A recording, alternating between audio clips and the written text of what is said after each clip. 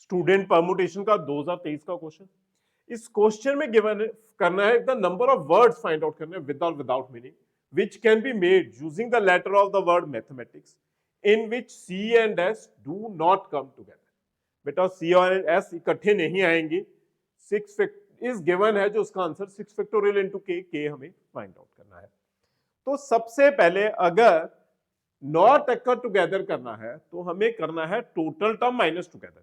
तो उसके लिए हम टोटल टर्म सबसे पहले फाइंड आउट करेंगे। टोटल टर्म के लिए ये आपके पास कितने अल्फाबेट्स हैं? ये है आपके पास 4 and 4 8 3 11 है। तो टोटल टर्म्स के लिए आपके पास अरेंजमेंट हो जाएंगी 11 अल्फाबेट्स की arrangement 11 factorial whole divided by, क्योंकि इसमें कुछ रिपीट हो रहा है, जो रिपीट हो जाएगा वो नीचे लिखोगे। मतलब m आपके पास 2 बार आ रहा है तो इसका m का 2 फैक्टोरियल।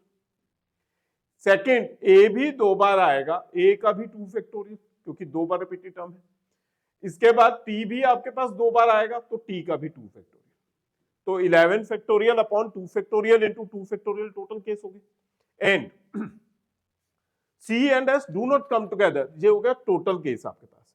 अब हम फाइंड आउट करेंगे इससे टुगेदर वाले केस। C एंड S को टुगेदर करना है तो C एंड S को आप एक अल्फाबेट काउंट करोगे एंड पीछे जो आपके पास बाकी रिमेनिंग अल्फाबेट है वो बच जाएंगे MATHEMATI।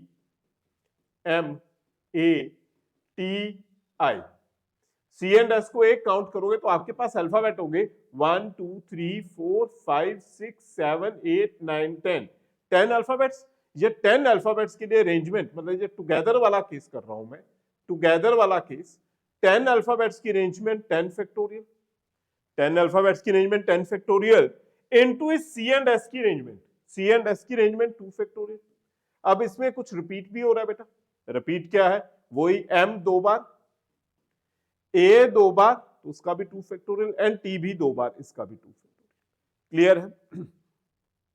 इससे आपके पास 2 फैक्टोरियल कैंसिल हो गया और ये हमारे पास आपकी टर्म आ गई टुगेदर वाले केस के लिए, टुगेदर केस के लिए। अब हमें नॉट टुगेदर करना है तो नॉट टुगेदर में आप करोगे total term minus together, total term minus together term.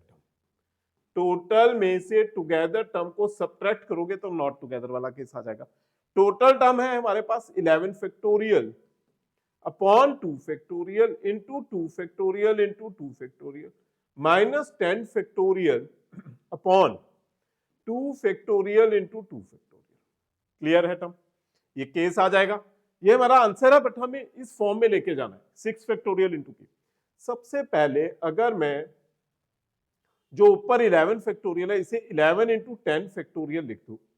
11 into 10 factorial, ये 2 factorial into 2 factorial into 2 factorial, मतलब 3 बार 2 फैक्टोरियल आ गया, minus 10 factorial upon 2 factorial into 2 factorial. बेटा दोनों टर्म में से कॉमन जो आ जाएगा वो आ जाएगा 10 factorial, 2 factorial into 2 factorial into जो अंदर रिमेनिंग बच जाएगा। रिमेनिंग टर्म आपके पास क्या बचेगी? देखो दोनों में से हमने ये कॉमन कर लिया, अब रिमेनिंग बच जाएगा 11 अपॉन नीचे सिर्फ एक 2 फैक्टोरियल, एक 2 फैक्टोरियल को मैंने 2 लिख दिया, माइनस इस तरफ 1 बच जाएगा, पीछे वाली टर्म में सिर्फ 1 बच जाएगा। अब बेटा इसे भी हमें 6 फैक्टोरियल में चेंज करना है। 6 फैक्टोरियल में तो इसे आप लिखो 10 9 8 7 6 फैक्टोरियल होल डिवाइडेड बाय नीचे 2 इंटू 2 और इस तरफ इसे आप सॉल्व करोगे तो ये बन जाएगा 9 इंटू 2। तो ये टर्म आपके पास 9 इंटू 2 हो जाएगी। क्लियर है?